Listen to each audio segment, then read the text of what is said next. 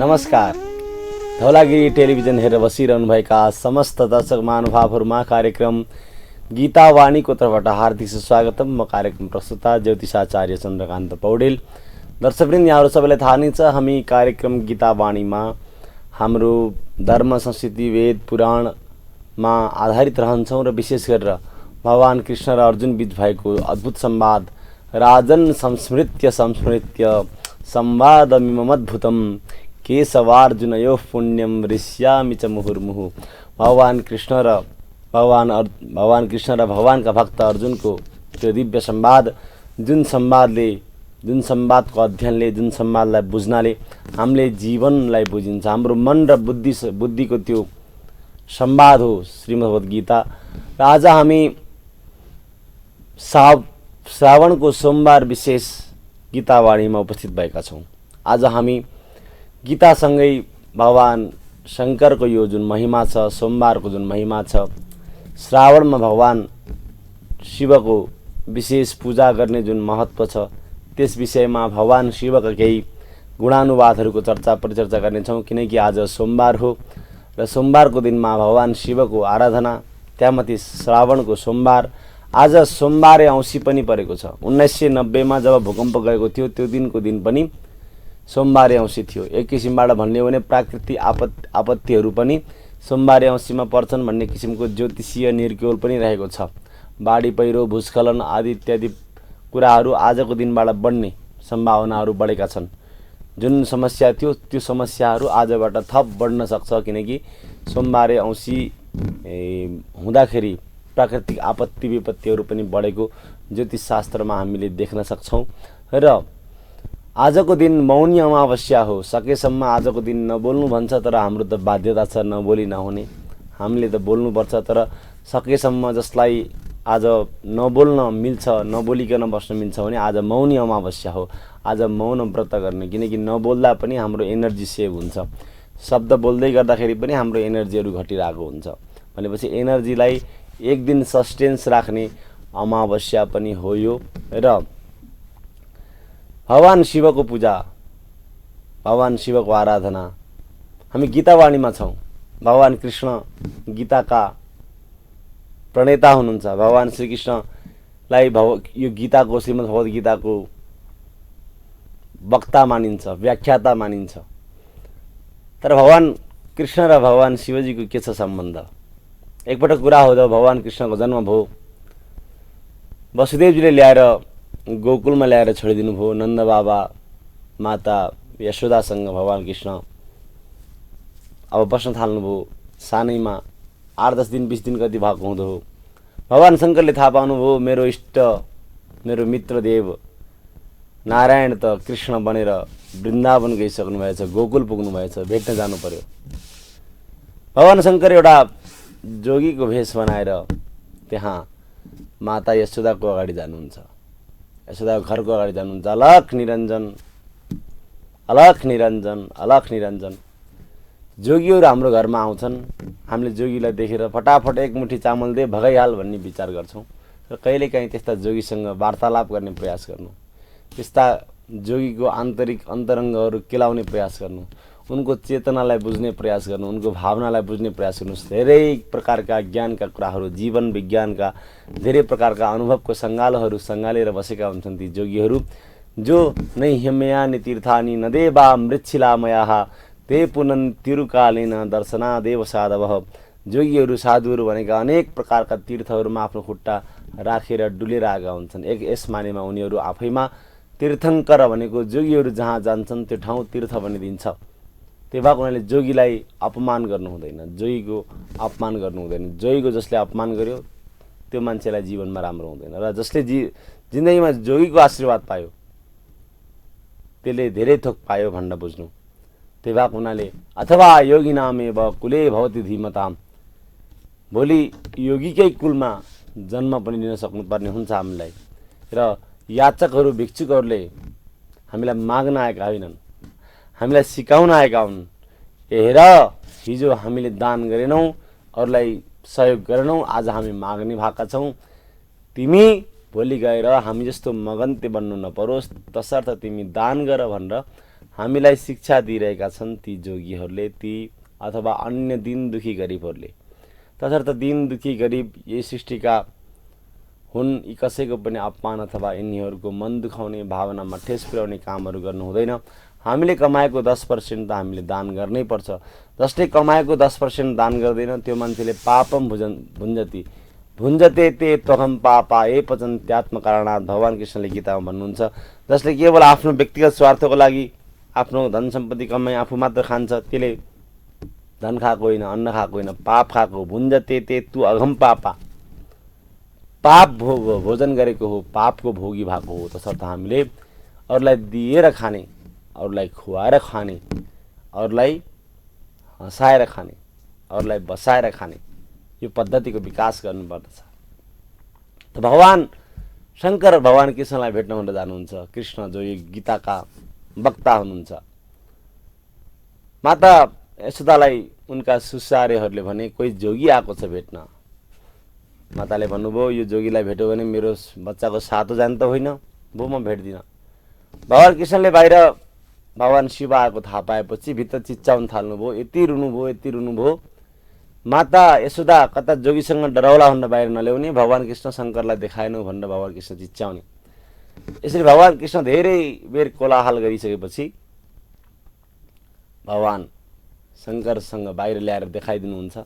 भगवान शङ्करलाई देख्दा बित्तिकै भगवान कृष्ण मुस्कुराउन थाल्नुहुन्छ। यसरी बाल्यकालमा बालगोपालको दर्शन गर्न भनेर भगवान शङ्कर आउनु भएको छ। त्यस्तै गरी जब भगवान कृष्णले गोपिनीहरूसँग रास रचाउन थाल्नुभयो, रासको त्यो नृत्य देखेर भगवान शङ्करलाई पनि त्यो कैलाशमा खुल्दुली मच्यो। ओहो, यस्तो प्रकारको दिव्य आनन्द नृत्य म पनि जानुपर्ने भयो।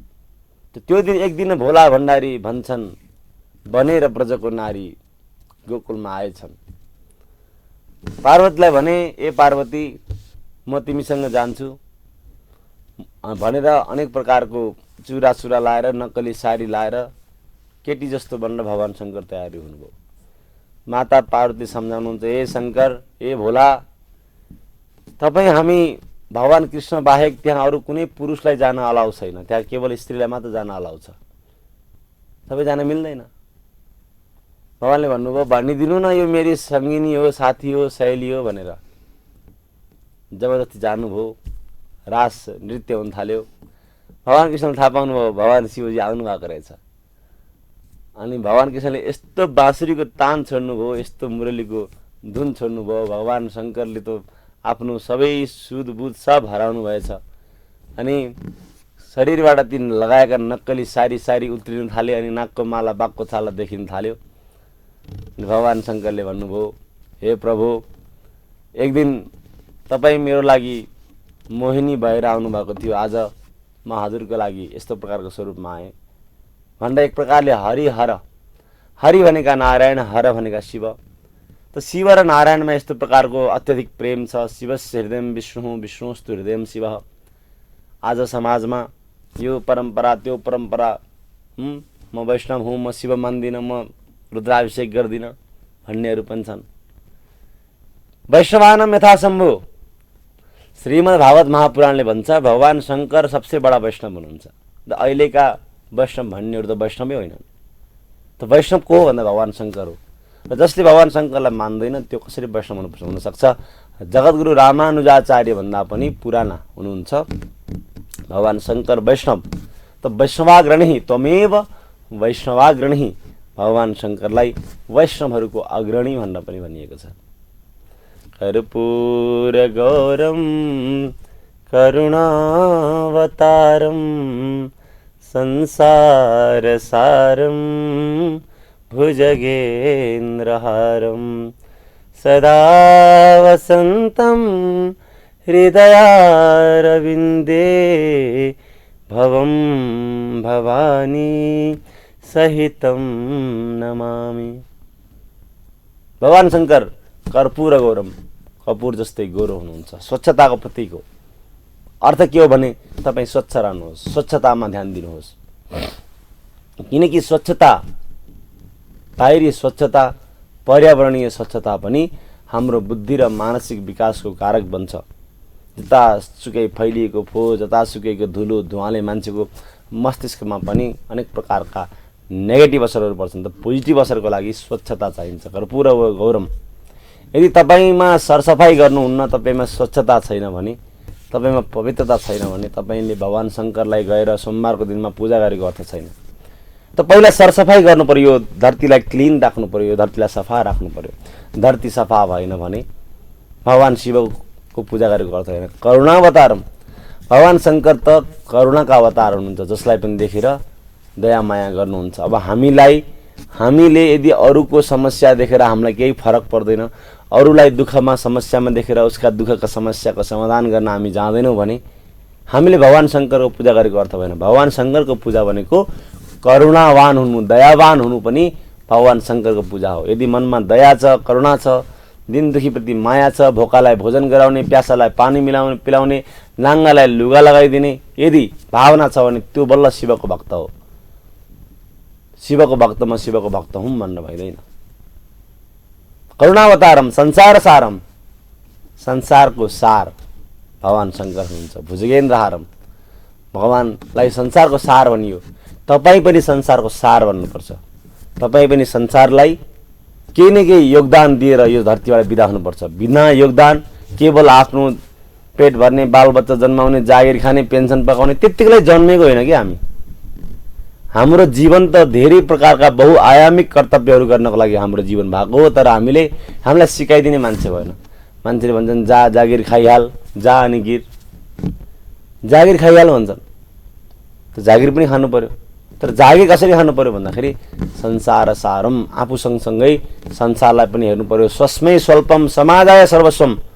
मेरो घरमा त 4-5 जना छौँ, हामीलाई 1.5 महिना चामल भए पुग्छ। गाउँ त ठुलो छ, गाउँलाई धेरै चाहिन्छ, समाजलाई धेरै चाहिन्छ। मलाई थोरै भए नि पुग्छ, समाजलाई धेरै चाहिन्छ। स्वस्मै स्वल्पम समाजाय सर्वस्वम। समाजको लागि काम गर्नुपर्छ, परिवारसँगै संसारको पनि ध्यान दिनुपर्छ भन्ने किसिमको भावना छैन भने पनि शङ्करजीको पूजा गरेर अर्थ छैन। त भगवान शङ्करले कुरा सिकाइरहनु भएको छ। त भुजगेन्द्रहारम। भगवान शङ्करले घाँटीमा नाग बेर्नुभयो भनेपछि चुनौतीहरूलाई सहज रूपमा अँगाल्नुहोस्। अप्ठ्यारो परिस्थितिहरूलाई, चुनौतीहरूलाई तपाईँले के गर्नुहोस् त भन्दाखेरि घाँटीमा लगाएर हिँड्नुहोस्।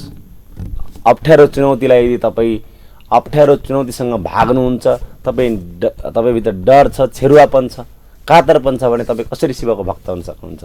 त शिवका भक्त त कुनै प्रकारको डर हुन्न। कालले पनि उसको के गरोस्, जो भक्त होस् महाकालको। भगवान शङ्कर त महाकाल हुनुहुन्छ। जो भगवानको भक्त छ त्यसलाई कालले पनि केही गर्दैन। कालले पनि अकालमा लैजाँदैन। अकाल मृत्यु त त्यो मर्छ जसले गर्छ कर्म चाण्डालको। अकाल मृत्यु त त्यो मर्छ जसले कर्म गर्छ चाण्डालको। चण्डाल कर्म भने के हो भने पाप कर्म गर्ने, नराम्रो काम गर्ने सबै चण्डाल। नराम्रो नेगेटिभ काम गर्ने, अरूलाई दुःख दिनेहरू चण्डाल हुन्, अरूलाई नमिठो बोल्नेहरू चण्डाल हुन्, अरूलाई शरीरबाट दुःख दिने, बोलीबाट दुःख दिने, मनबाट दुःख दिनेहरू चण्डाल हुन्। त अकाल मृत्युको मर्छ जसले चण्डालको कर्म गर्छ। तर कालले पनि उसको के गर्छ, जो भक्त होस् महाकालको, भगवान शङ्करका जो भक्त छन्, जसले श्रावणमा भगवान शिवको पूजा गर्छन्। त पूजा मात्रै गरेर भएन, अघि नै भनिसके, भगवानको जुन क्रियाकलाप छ, भगवानको जुन व्यवहार छ, त्यो हाम्रो जीवनमा यदि उत्रन सकिएन, हाम्रो जीवनमा भगवानका ती क्रियाकलापहरूको प्रत्यक्ष प्रभाव देखिन सकिएन भने हामीले भगवानको पूजा गरेको मात्र अर्थ रहँदैन। सदा वसन्तम हृदय अरविन्दे। त्यस्ता प्रकारका भगवान हाम्रो हृदयमा बसिरहन् र भवम भवानी सहितम नमामि। श्रावण महिनाको सोमबार आफैमा विशेष छ। श्रावणे शिव महात्म्यम। श्रावण महिनामा भगवान शिवका अनेक प्रकारका प्रसङ्गहरू सुन्नुपर्छ भनेर भनिन्छ। भगवान शिवका प्रसङ्ग सुन्नाले श्रावण महिना पवित्र भएर जान्छ। श्रावण महिना आफैमा पवित्र छ, तर भगवानको यो प्रसङ्ग सुन्ने हुनाले भगवानको यो श्रावण महिनालाई पवित्र महिना पनि मानिएको छ। श्रावण छ किनकि शिवजी हुनुहुन्छ। शिवजी हुनाले श्रावणको शोभा छ। मणिना बलयम बलयेन मणिः, मणिना बलयेन विभाति करः, भवता च सभया च भवान्, भवता सभया च विभामो वयम्। मणिना वलयम, यो नारी छ र त यहाँ लगाएको ब्रासलेट, यस्तो प्रकारको कुनै पनि प्रकारको यहाँ लगाइन्छ नि हामीले चुरा पोते आदि इत्यादि ब्रासलेटहरू, कङ्गनहरू, यो नारी छ र त्यो ब्रासलेट सुहाएको छ त त्यो ब्रासलेट छ र यो नारी राम्रो देखिएको छ। भवतात सभा सभया च भगवान, श्रावण छ र भगवान शिवको प्रसङ्ग राम्रो छ, भगवान शिव हुनुहुन्छ र श्रावणको महत्त्व राम्रो छ। यस्तो किसिमले परस्परम भावयन्तः श्रेयः परमवाप्स्यथ देवान् भावयतानेन ते देवा भावयन्तु भः। हामीले देवहित कर्म गरौँ, मानव हित कर्म गरौँ, हामीले अरूको हित गऱ्यौँ भने अरूले पनि हाम्रो हित गर्छन्। परस्पर एक अर्काको परिपूरक भएर, परस्पर एक अर्काको शक्ति भएर हामी अगाडि बढ्नुपर्छ। एक अर्काको कमजोरी भएर होइन, कसैलाई दुःख दिने, कसैलाई न्याक्ने, कसैलाई पछार्ने, यस्ता किसिमका कुप्रवृत्तिहरूबाट हामी टाढा बस्नुपर्छ। समाजको सर्वाङ्गीण विकासका लागि हामी सबैभन्दा पहिला उदात्त भावना, उदार चरितानाम तु वसुधैव कुटुम्बकम अयम निजः परो वेति गणना लहुचेतसाम। यो त मेरो मान्छे हो, त्यो पराई मान्छे हो, यो मेरो आफन्त हो, त्यो त मेरो पराई हो। अयम निजः परो वेति गणना लहुचेतसाम, त्यस्तो सोचाइ त लघुचेतसा भनेको छोटा बुद्धिहरू, छोटा बुद्धि भएकाहरूले भन्छन् यो मेरो हो, यो तेरो हो। उदार चरिताराम त वसुधैव कुटुम्बकम, जसको चित्त नै उदार छ, भगवान शङ्करले जसमाथि कृपा गर्नुभएको छ उसको मात्र भावना विशाल र फराकिलो हुनसक्छ, अरूको त सानै सोच हुन्छ। त उदार चरितानाम त वसुधैव कुटुम्बकम, जसले यो सारा संसारलाई परिवार मान्यो, धरतीलाई ओछ्याउनु मान्यो, आकाशलाई ओढ्ने चादर मान्यो, धरती सारा संसारलाई घर मान्यो भने संसारभरिका प्राणीहरू आफन्त भइजान्छन्। चाहे त्यो कुनै पनि देशको, अफ्रिकाको होस्, क्यानाडाको होस्, नेपालको होस्, तराईको होस्, हिमालको होस्, पहाडको होस्, जहाँसुकैको होस्, जोसँग पनि ज्योतिबाट ज्योति बाल्दै हिँड, प्रेमको गङ्गा बगाउँदै हिँड, बाटोमा भेटिने दिन दुखीलाई हृदयदेखि हृदयमा लगाएर हिँड। दिन दुखीका समस्याहरूको समाधान गर्नु भगवान शिवको पूजा गर्नु हो।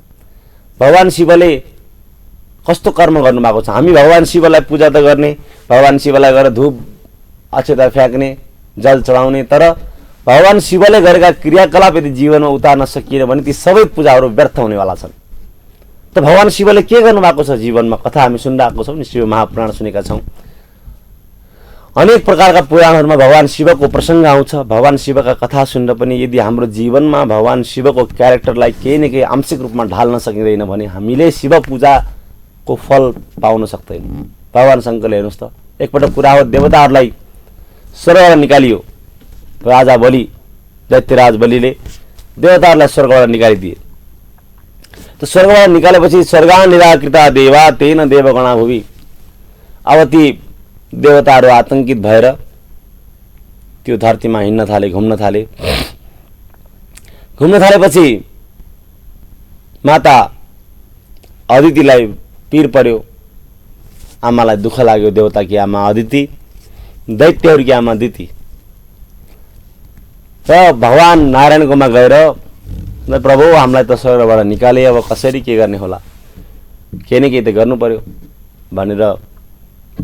भनेपछि भगवानले भन्नुभयो, हेर देवता हो, समुद्रमा अमृत छ, समुद्रमा मन्थन गरेर त्यहाँबाट अमृत झिक्नुपर्छ र अमृत झिकेर त्यो अमृत खाएर कहिले पनि यी राक्षसहरूसँग नहार्ने भन्नुपर्छ भनेर भन्नुभयो।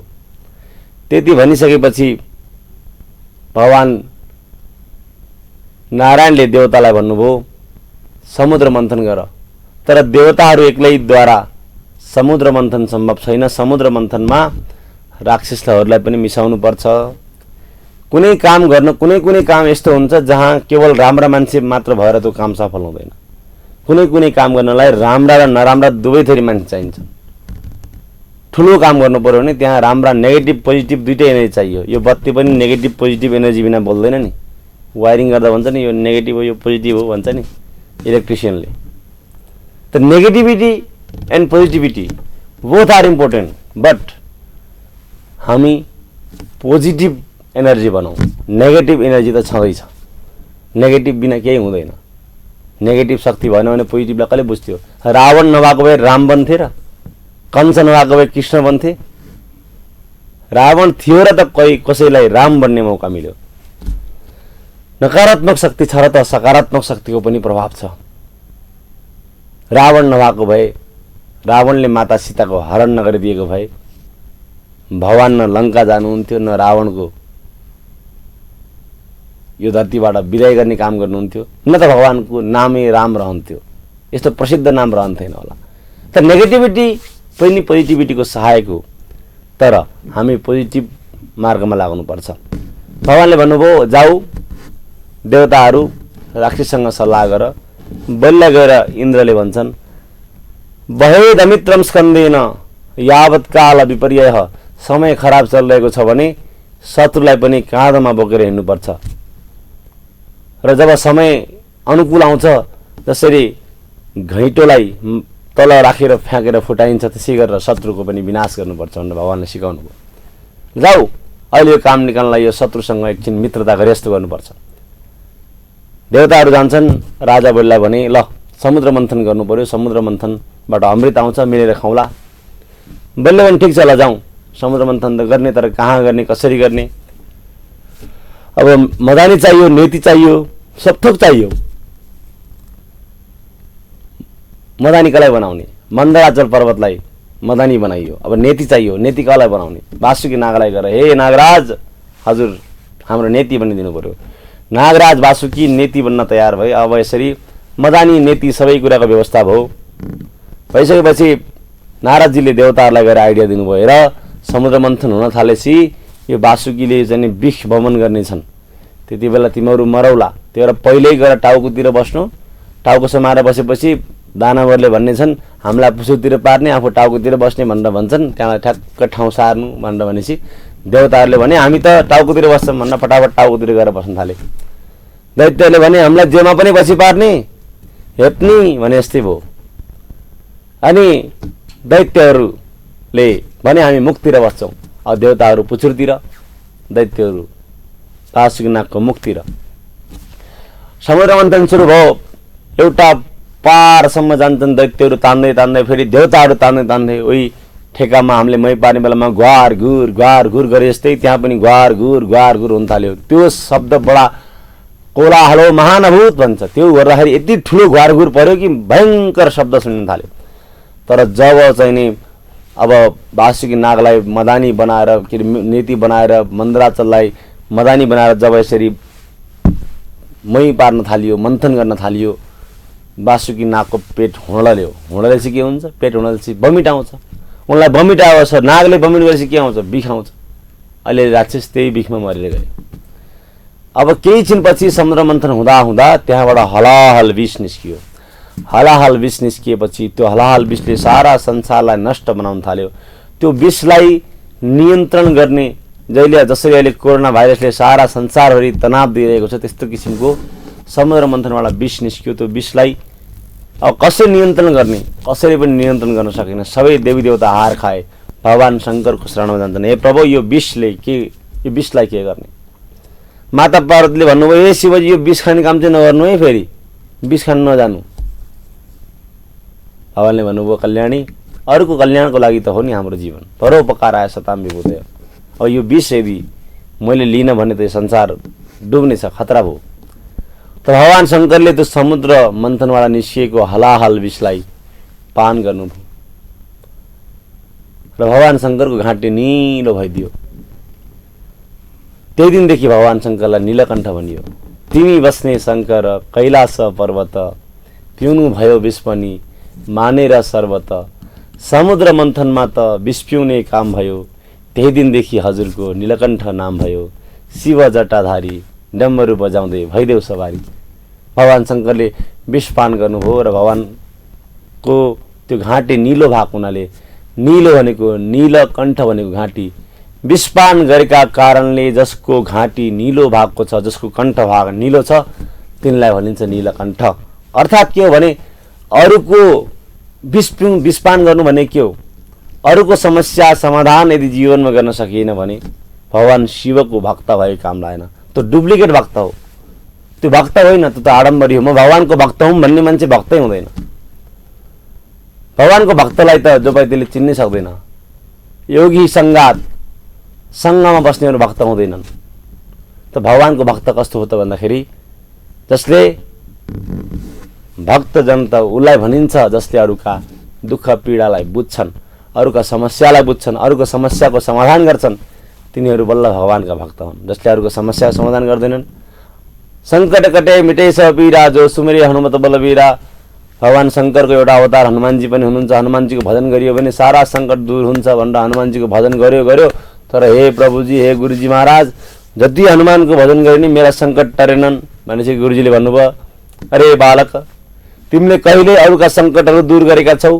कहिले अरूका दुःखमा साथी भएका छौ? कहिले अरूको आँसु पुस्ने काम गरेका छौ? कहिले अरूका समस्याको समाधान गर्ने काम गरेका छौ? कुनै दिन तिमी निस्वार्थ भएर काम गरेका छौ? अनि तिमीलाई कसरी हनुमानको कृपा प्राप्त हुन्छ? तिमीलाई कसरी शिवको कृपा प्राप्त हुन्छ? आज हामी जति धेरै पूजा दान गरे पनि आज हामी सुखी छैनौँ नि। पूजा पाठ गरेर हामी सुखी छैनौँ नि, आनन्द मिलेको छैन नि त। किन भन्दाखेरि हामीले पूजा पाठ त गऱ्यौँ, चन्दन अक्षता फुल त फ्याँक्यौँ, तर हामीले त्यो भावनामा ती देवताको कर्मलाई आफूभित्र समाविष्ट गराउन सकेनौँ। तसर्थ हामीले पूजाको उचित फल पाएनौँ। त सोमबारको पूजा भनेको चन्द्रमाको बार हो। सोमबार भगवान शिवलाई यो बार प्रिय छ। श्रावणमा भगवान शिवको पूजा गर्नाले, श्रावण महिनाका सोमबारमा भगवान शिवको पूजा गर्नाले अक्षय पुण्य प्राप्त हुन्छ। एउटा सानो प्रसङ्ग पनि छ। एउटा भगवानको परम भक्त थियो, उसलाई सन्तान थिएन। माता पार्वतीलाई उसले एकदम धेरै पूजा गर्थ्यो, भजन गर्थ्यो। माता पार्वतीले भगवान शङ्करलाई भन्नुभयो, मेरो भक्तको घरमा सन्तति छैन, प्रभु यसलाई सन्तति गराइदिनुहोस्। त्यति भनेपछि भगवान शङ्करले भन्नुभयो, हेर यसको भाग्यमा सन्तान छैन भन्नुभयो शङ्कर भगवानले। तर माताले भन्नुभयो, होइन, यसले सोमबार तपाईँलाई पूजा गर्ने गरेको छ, यसलाई सन्तान दिलाइदिनुहोस्। भगवान शङ्करले त्यो व्यापारीलाई सन्तान हुने वरदान दिनुभयो। तर भन्नुभयो, तिम्रो बच्चाको आयु जम्मा 12 वर्ष हुनेछ, 12 वर्षभन्दा बढी आयु हुने छैन। जसको सन्तान भएको छैन त्यसले पनि भगवान शिवको आराधना गर्दाखेरि सन्तान हुन्छ भन्ने किसिमको शास्त्रीय विश्वास छ। यिनी सन्तान हुन्छ हुन्छ हुन्छ भन्न सोच्यो भने सन्तान हुन्छ। त्यो सन्तान हुने भावनाको विकास गराउनलाई भगवान शङ्करको सन्तानप्रति, सन्तान होस्, अब सन्तान छोरा या छोरी जो भए पनि हुन्छ, किनकि छोरी बिना छोरा जन्मिन्छन्। पेटमा छोरी छ भनेर क्युरेट गर्ने, गर्भपतन गर्नेहरूले भगवान शिवको पूजा नगरे हुन्छ। त्यस्तो पाप कर्म गर्नेहरूले पूजा गरेर अर्थै छैन, त्यो पूजाको फल पाइँदैन। त भ्रूण हत्या समान पापहरू केही पनि छैन। हामीले बरु पेटमा आएको कुनै भ्रूणलाई मार्नुभन्दा वासनामा नियन्त्रण गर्नुहोस् न, आफ्ना वासनामा नियन्त्रण गर्नुहोस्। वासनामा नियन्त्रण छैन, तर हामी सृष्टिमाथि नियन्त्रण गर्ने प्रयास गरिरहेका छौँ। जबकि त्यस्ता कुनै पनि प्रकारका औषधिहरू खाएर गर्भ रोक्नुभन्दा बच्चा जन्माए बढी स्वस्थ भइन्छ। यो कुरा बुझ्नुपर्छ। आज छोरी पेटमा छन् भनेर छोरीहरूलाई पेटमै मारेको धेरै प्रकारको खबरहरू हामीले सुन्छौँ। आमा छोरी मान्छेको विचारमा पनि छोरी मान्छेलाई जन्म किन धेरै छोरी पाएको भनेर भन्छन्। त यो विचार भनेको आसुरी विचार, यो भनेको देवताको कृपा भएन, सकारात्मक चेतना आएन, सकारात्मक बुद्धि प्राप्त भएन। बडो दुःख लाग्दो कुरा। भगवान शङ्करले 12 वर्षको बच्चा, 12 वर्षभित्र तिम्रो बच्चा मर्छ, 12 वर्षसम्म तिमीले सन्तान सुख पाउनेछौ भनेपछि त्यो व्यापारलाई अब कस्तो न कस्तो भयो। खुसी मनाऊ भने सन्तान जन्मेपछि 12 वर्षपछि बित्छ रे, दुःख मनाऊ भने सन्तान भइरहेको छ। जे होस् भगवान दिनुहोस्, जे होला होला। अब जब बच्चा 11 वर्षको भयो, मामासँग लगाएर काशी पढ्न पठाइदिए। काशी भनेको महाकालको नगरी।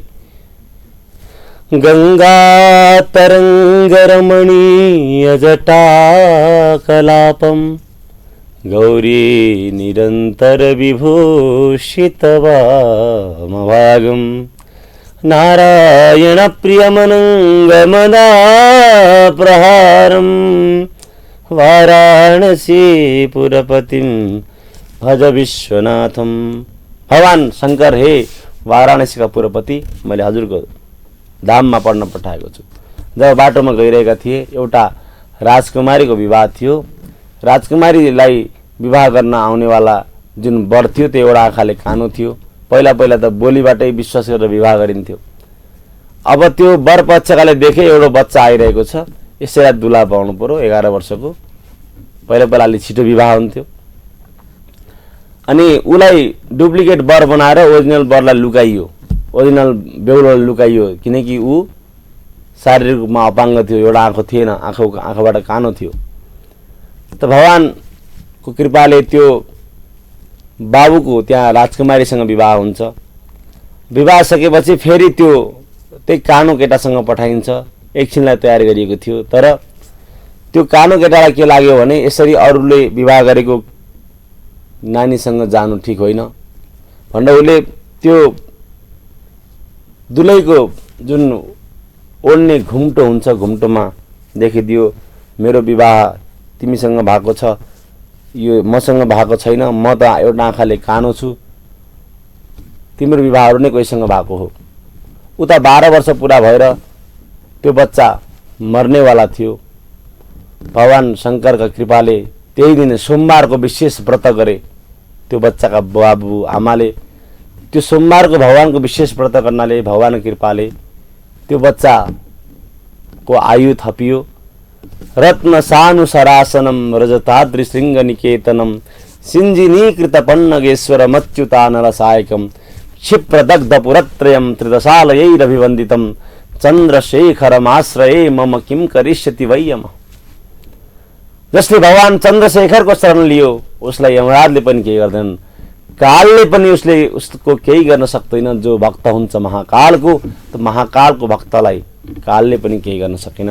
र ती राजकुमारीसँग त्यो बाबुको भेटघाट गराइयो र त्यो राज्यको राजा बनेको कथा आउँछ। तसर्थ भगवान शिवको पूजा, भगवानको सोमबारको विशेष पूजाले हामीलाई सदा सर्वदा सकारात्मक ऊर्जा दिने, हामीलाई शक्ति दिने। आज हाम्रो शिव भगवानको सोमबारको जुन प्रसङ्ग छ, श्रावणको जुन प्रसङ्ग छ, आज नेपालका तीर्थहरूमा नेपालभरि भगवान शिवको पूजा गरिराखिएको छ। र बागलुङमा पनि बानपाचार कुण्डले स्थित जलेश्वर महादेव मन्दिर, जलेश्वर सन्यास आश्रममा विश्व शान्ति होस्, यो कोरोनाको प्रकोप कम हुँदै जाओस् भनेर भगवान शिवको विशेष रुद्राभिषेक, विशेष भजन कीर्तन गरिएको छ। र त्यस जलेश्वर महादेव मन्दिर, जलेश्वर सन्यास आश्रमका प्रमुख आदरणीय चन्द्रदत्त आचार्य चन्दनगिरी शिवजी बाबाले त्यो कार्यक्रमको आयोजना गर्नुभएको छ। यहाँहरू सबैलाई हार्दिक निमन्त्रणा पनि गर्नुभएको छ। बानपाचार कुण्डलीमा जलेश्वर महादेव मन्दिर अवस्थित रहेको छ। यस्तै गरेर गुप्तेश्वर महादेव मन्दिरमा पनि भगवान शिवको विशेष आराधना चलिरहेको छ भने साथसाथमा जलेश्वर महादेव मन्दिर म्याग्दीमा पनि भगवान शङ्करको विशेष आराधना चलिरहेको छ। यसै गरेर प्युठानको स्वर्गद्वारीमा भगवान शिवको विशेष आराधना भइरहेको छ। विशेष गरेर नेपालका प्राय तीर्थहरूमा भगवान शङ्करको आज विशेष आराधना भइरहेको छ। यहाँहरू पनि भगवान शिवको आराधना गर्नुहोला। भगवान शिवको पूजा मात्र होइन, भगवान शिव परोपकारी हुनुहुन्थ्यो। तपाईँ पनि यदि परोपकार गर्नुहुन्न, समाज सेवा गर्नुहुन्न भने हजुरले गरेको पूजा सबै कुराहरू व्यर्थ हुनेवाला छन्। भगवान शङ्करको जीवनमा हामीले जति कथाहरू सुन्छौँ, ती कथाहरूबाट आफ्नो जीवनमा केही सारहरू लिएर भगवानको अनुकरण गर्ने, राम्रा कामहरूको अनुकरण गर्ने। फेरि भगवानले विष खानुभयो भने म नि विष खाएर ट्राई गर्छु भनेर विष चाहिँ नखानु होला। त भगवानले गरेका परोपकार सम्बन्धी कर्महरू, परोपकार कर्म गरेर आफ्नो जीवनलाई बिताउनु होला। दर्शकबिन, हामी कार्यक्रम गीतावाणीमा छौँ र धौलागिरी टेलिभिजन अन्तर्गत प्रसारण भइरहेको यो गीतावाणीको आजको निर्धारित समय लगभग सकिसकेको छ। यहाँहरू सबैले धौलागिरी टेलिभिजन हेर्दै गर्नुहोला। कार्यक्रम गीतावाणीलाई माया गर्न नबिर्सनुहोला। स्वस्थ रहनुहोला, मस्त रहनुहोला, व्यस्त रहनुहोला, लाग्न दिनुहोस्। हस्, धन्यवाद, नमस्ते।